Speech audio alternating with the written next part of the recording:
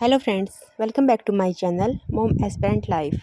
आई hope आप सब अच्छे होंगे और आपकी तैयारी भी अच्छी चल रही होगी। हम टीचिंग एस्पिरेंट के लिए एक बहुत अच्छी गुड न्यूज़ आ चुकी है EMRS की वैकेंसीज, जिनका हम काफ़ी टाइम से वेट कर रहे थे।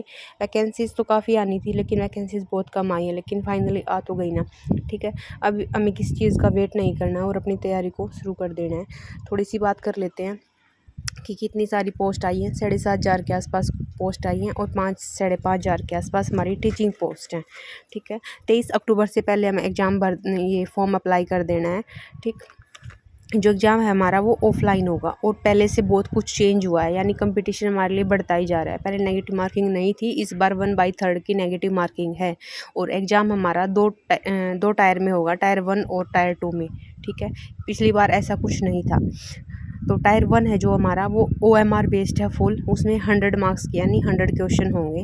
ठीक, और ये किस टाइप से होंगे? जो पहले वाला पार्ट है हमारा, वो टायर 1 में जो आएगा वो रीजनिंग आएगी, उसके 15 क्वेश्चन हमारे 15 मार्क्स के हैं। फिर जनरल अवेयरनेस है 10 मार्क्स की, 10 क्वेश्चन। और फिर कंप्यूटर है हमारा 15 का। और फिर टीचिंग एप्टीट्यूड यानी हमारी जो पैडा है वो है 30 मार्क्स की। 30 मार्क्स की तो वैसे नॉर्मल है, और जो बाकी की है 30 मार्क्स वो हमारी सब्जेक्ट रिलेटेड है। उसमें NEP आएगी 10 मार्क्स की तो, और हमारी एक्टिविटी बेस्ड पैडा आएगी जो हमारा सब्जेक्ट से, जैसे TGT के लिए आपका अगर मैथ है तो मैथ की पैड आएगी। ठीक है, यानी कुल मिलाकर 60 मार्क्स की हमारी पैड आएगी। तो मतलब पैडा का बहुत इंपॉर्टेंट रोल हो गया है इस एग्ज़ाम के लिए। और टायर 1 हमारा सिर्फ क्वालिफाई है।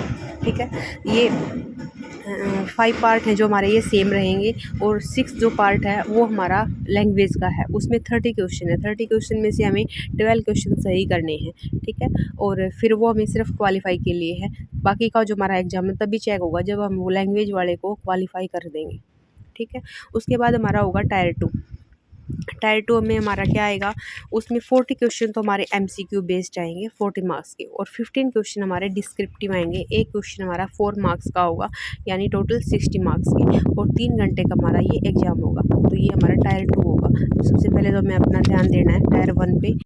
जब तक हमारा टायर 1 क्लियर नहीं होगा हम टायर 2 नहीं दे पाएंगे।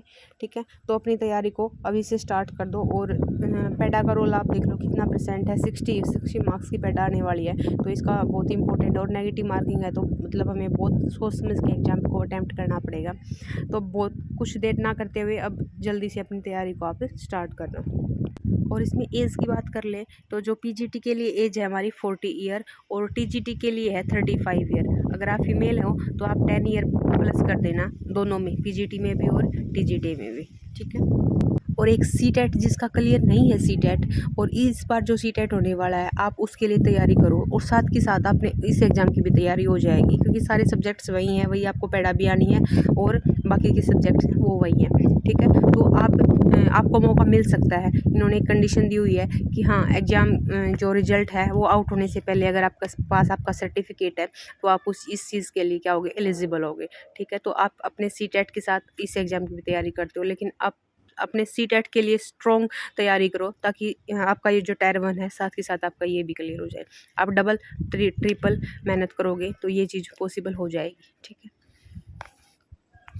तो आप ये सोच कर ना बैठना कि हाँ, मेरा CTET क्लियर नहीं है, मैं फॉर्म अप्लाई नहीं कर सकती। आप फॉर्म अप्लाई करना, ये लक पे बात होती है। ठीक है, कि अब आपका लक साथ दे और आपके दोनों एग्ज़ाम एक साथ क्लियर हो जाए, और ऐसा होता भी है। ठीक है, तो आप इस रिग्रेट में मत बैठ जाना कि काश मेरा लास्ट CTET हो जाता तो मैं आज ये फॉर्म भर सकती थी। नहीं, अभी भी आप भर सकते हो।